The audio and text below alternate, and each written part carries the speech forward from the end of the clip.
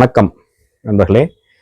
உங்களிடம் பேசிக் கொண்டிருப்பது ஜோதிடமித்திரன் சங்கர நாராயணன். இந்த பதிவுல எதை பத்தி நம்ம பார்க்க போறோம்னா, நவகிரகங்களின் அருளை எளிய வழியில் நாம் தினமும் செய்யும் செயல்கள் மூலமாக எவ்வாறு பெற முடியும், ஒரு பைசா செலவில்லாம நவகிரகத்தினுடைய அருளை பெறுவது, அதை தான் இந்த பதிவுல நம்ம பார்க்க போறோம். சூரியன் தான் நவகிரகங்களுக்கு தலைவனாக கருதப்படுகிறார். இந்த சூரியன் என்பவர் ஒருவருடைய அப்பாவை குறிக்கக்கூடிய கிரகம், மூத்த மகன், மாமனார் இவர்களை குறிக்கக்கூடிய கிரகம். எனவே நீங்கள் உங்களது அப்பா, மூத்த மகன் மற்றும் மாமனாரை நன்றாக கவனித்துக் கொள்ளுங்கள்.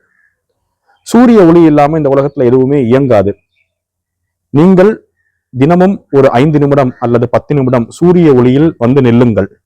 சூரிய நமஸ்காரம் செய்யுங்கள். இதை செய்வதன் மூலமாக கண்டிப்பாக உங்களுக்கு சூரியனின் அருள் கண்டிப்பாக கிட்டும்.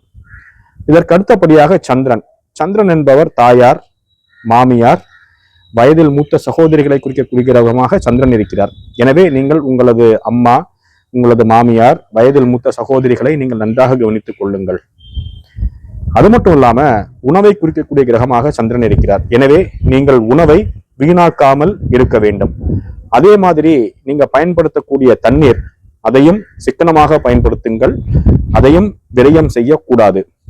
அதே மாதிரி பௌர்ணமி அன்று நீங்கள் நிலா ஒளியில் வந்து நில்லுங்கள். இதன் மூலமாக உங்களுக்கு சந்திரனின் அருள் பரிபூர்ணமாக கிட்டும்.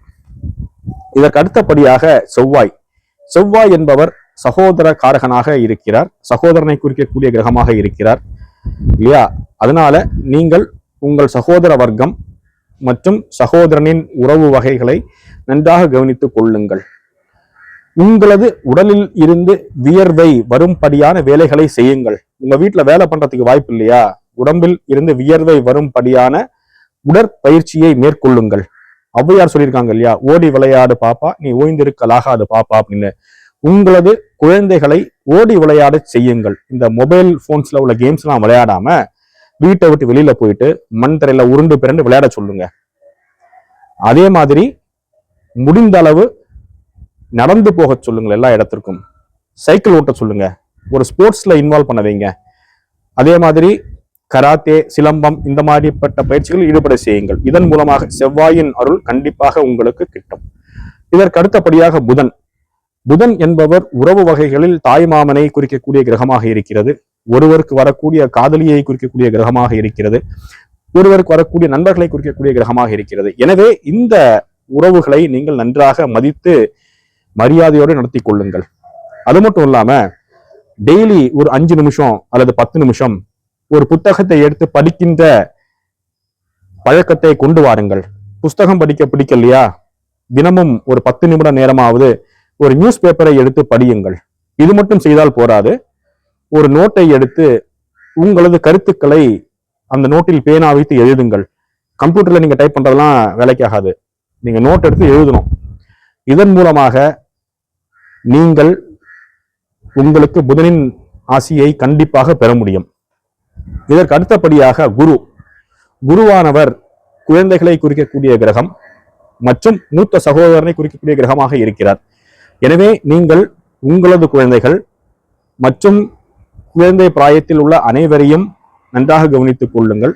அதே மாதிரி உங்க மூத்த சகோதரனையும் நன்றாக கவனித்துக் கொள்ளுங்கள். இது மட்டும் செய்யாமல் வாரத்திற்கு ஒரு முறை ஏதாவது ஒரு ஆலயம் சென்று வழிபடும் பழக்கத்தை ஏற்படுத்திக் கொள்ளுங்கள். உங்க வீட்டுல ஸ்கூல்ல படிக்கிற பசங்க இருந்தாங்கன்னா கண்டிப்பா அவங்கள ஸ்கூலுக்கு டெய்லி அனுப்புங்க. லீவ் எடுக்க கூடாதுங்கிறத சொல்லி வளர்த்துங்க. இதன் மூலமாக உங்களுக்கு குருவின் அருள் கிட்டும். இது மட்டும் இல்லாமல் நீங்கள் உங்களது குழந்தைக்கோ அல்லது படிப்பில் கவனம் இல்லாமல் இருக்கக்கூடிய குழந்தைக்கு உங்களால் ஆன விஷயத்தை கற்றுக் கொடுங்கள். இதன் மூலமாக குருவினருள் உங்களுக்கு கண்டிப்பாக கிட்டும். இதற்கு அடுத்தபடியாக சுக்கிரன். இந்த சுக்கிரன் என்பவர் கலத்திரக்காரகனாக இருக்கிறார். அதாவது ஒரு கணவருக்கு மனைவியையும் மனைவிக்கு கணவனையும் குறிக்கக்கூடிய கிரகம் சுக்கிரன். எனவே நீங்கள் உங்களது கணவன் அல்லது மனைவியை நன்றாக கவனித்துக் கொள்ளுங்கள். வயதில் மூத்த பெண்களையும் நன்றாக கவனித்துக் கொள்ளுங்கள். இது மட்டும் செஞ்சா போறாது. நீங்க இருக்கக்கூடிய வீடு இருக்கு பாத்தீங்களா, அந்த வீட்டை எப்பவுமே சுத்தமா வச்சுக்கோங்க. அந்த வீட்டுல எப்பவுமே ஒரு நறுமணம் வரக்கூடிய வகையில் ஒரு சாம்பிராணி போடுறது, இந்த ஊதுபத்தி ஏற்றி வைக்கிறது, இது பண்ணுங்க. இது மட்டும் இல்லாமல் நீங்கள் உங்களை அழகாக வைத்துக் கொள்ளுங்கள். நல்ல ஆடை உடுத்தி உங்களுக்கு பிடித்த பெர்ஃப்யூம்ஸ், அதாவது அத்தர், ஜவ்வாது அல்லது வேற ஏதாவது பெர்ஃப்யூம்ஸ் அதெல்லாம் அப்ளை பண்ணி உங்களை அழகாக காட்டிக் கொள்ளுங்கள். இதன் மூலம் சுக்கிரனின் அருள் உங்களுக்கு கண்டிப்பாக கிடைக்கும்.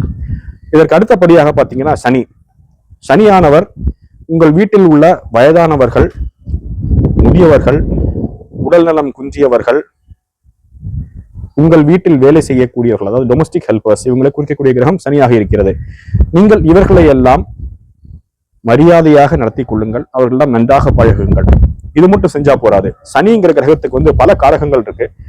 அதுல டிசிப்ளின் அண்ட் பஞ்சுவாலிட்டி அப்படிங்கிற 2 விஷயங்கள் பிரதானமாக கருதப்படுகிறது.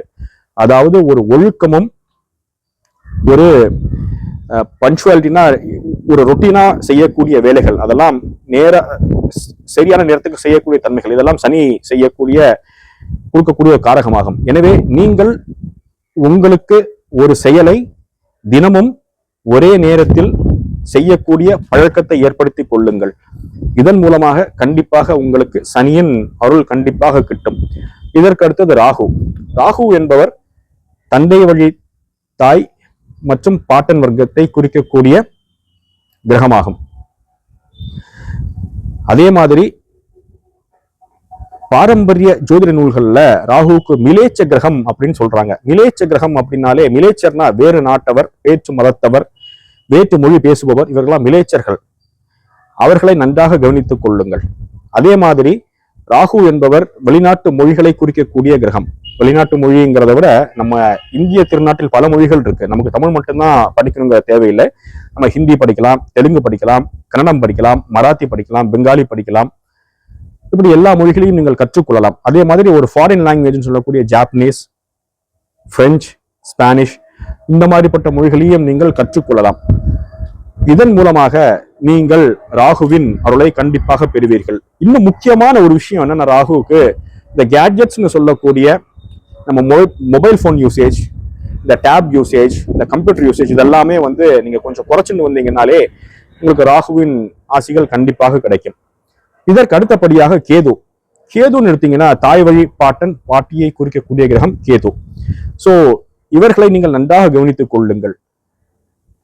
இதை தவிர நீங்கள் தினமும் ஒரு 5 நிமிடம் உங்களுக்காக ஒதுக்கிக் கொண்டு அந்த நேரத்தில் மௌன விரதம் கடைபிடியுங்கள். யாரிடமும் எதையும் பேசாமல் உங்களது எண்ணங்களை நீங்களே பார்த்து கொள்ளுங்கள். இவ்வாறு செய்கின்ற பொழுது அது நாளடைவில் அடுத்த ஸ்டேஜான தியானத்திற்கு உங்களை இழுத்து செல்லும். இதை செய்வதன் மூலம் உங்களுக்கு கேதுவின் அருள் பரிபூர்ணமாக கிட்டும். இந்த பதிவுல நம்ம பார்த்தோம்னா எந்த விதமான பொருட்செலவு உண்டான விஷயங்கள் எதுவுமே நான் சொல்லலை. நம்ம வாழ்க்கையில அன்றாடம் நம்ம பார்க்கக்கூடிய உறவுகளானாலும் சரி, சந்திக்கக்கூடிய உறவுகளானாலும் சரி, நம்ம செய்யக்கூடிய வேலைகளானாலும் சரி, இதை வைத்துத்தான் இந்த நவகிரகங்களின் ஆசிகளை எவ்வாறு பெற முடியும் என்று கூறியுள்ளேன். இந்த பதிவில் நான் கூறியதை நீங்கள் கடைபிடித்து பாருங்கள். உங்களுக்கு வாழ்வில் ஒரு மாற்றம் கண்டிப்பாக தெரிய வரும். அவ்வாறு தெரிகின்ற பொழுது இந்த போஸ்ட்ல ஒரு கமெண்ட்டை போடுங்க.